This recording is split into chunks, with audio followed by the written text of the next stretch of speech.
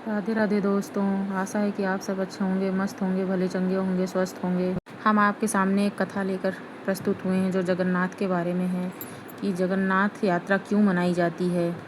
रथ यात्रा भगवान जगन्नाथ यानी श्री कृष्ण, उनके बड़े भाई बालभद्र यानी बलराम और उनकी बहन सुभद्रा के अपने जन्मस्थान गुड़ीचा मंदिर, जो उनकी मौसी का घर है, वहां जाने की खुशी में मनाई जाती है। इसके पीछे मुख्य उद्देश्य भक्ति की समानता को दर्शाना भी है। भगवान जगन्नाथ के मंदिर में केवल हिंदुओं का प्रवेश सीमित है, लेकिन रथ यात्रा के दौरान वे स्वयं रथ पर सवार होकर सड़कों पर निकलते हैं ताकि वे अपने सभी भक्तों को दर्शन दे सकें, चाहे वे किसी भी जाति, धर्म व वर्ग के हों।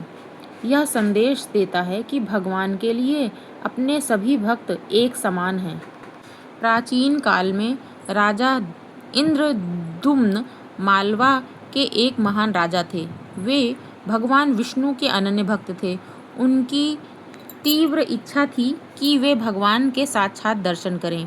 एक बार उनके सपने में भगवान जगन्नाथ आए और उन्हें पुरी के तट पर एक पवित्र लकड़ी का लट्ठा खोजने का संकेत दिया। राजा ने उसे ढूंढ लिया। इसके बाद भगवान विश्वकर्मा को बुलाया गया। भगवान की मूर्ति बनाने के लिए एक रहस्यमयी बूढ़ा बढ़ई, जो स्वयं भगवान विश्वकर्मा थे, प्रकट हुए। उसने एक शर्त रखी कि वह बंद दरवाजे के पीछे मूर्ति बनाएगा और 21 दिनों तक कोई भी दरवाजा नहीं खोलेगा। राजा ने शर्त मान ली, लेकिन 15 दिनों तक अंदर से कोई आवाज न आने पर रानी गुड़ीचा की व्याकुलता के कारण राजा ने दरवाजा खोल दिया। विश्वकर्मा जी अंतर्ध्यान हो गए और मूर्तियां अधूरी रह गईं।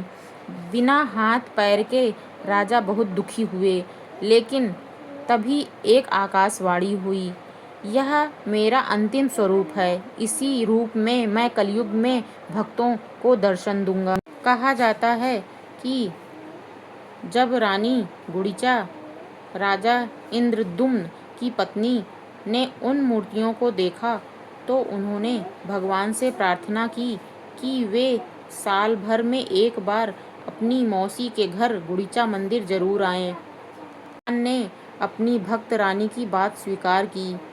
तभी से हर साल आषाढ़ मास के शुक्ल पक्ष की द्वितीया तिथि को भगवान जगन्नाथ, बलभद्र और सुभद्रा अपने भव्य रथों पर सवार होकर पुरी के मुख्य मंदिर से गुड़ीचा मंदिर जाते हैं।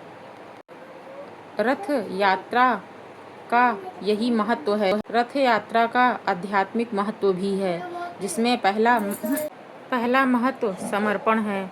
रथ की रस्सियों को खींचना इस बात का प्रतीक है कि हम अपने अहंकार को त्याग कर स्वयं को भगवान की शरण में सौंप रहे हैं। दूसरा है समानता। यह संसार का एकमात्र ऐसा उत्सव है जहां भगवान स्वयं अपने भक्तों के बीच में आते हैं। तीसरा है मुक्ति। स्कंद पुराण के अनुसार जो व्यक्ति रथ की रस्सी को छूता है या रथ को खींचता है, उसके सातों जन्मों के पाप धुल जाते हैं और उसे मोक्ष की प्राप्ति होती है। और क्या आपको पता है कि रथों का निर्माण भगवान के रथ का निर्माण हर साल नई लकड़ी से होता है। दूसरी चीज, अनोखी बात यह है कि जगन्नाथ मंदिर में भगवान की मूर्तियां पूरी तरह लकड़ी की बनी होती हैं और उन्हें हर 12 या 19 साल में नबक लेबर यानी नया शरीर धारण करना प्रक्रिया के तहत बदला जाता है।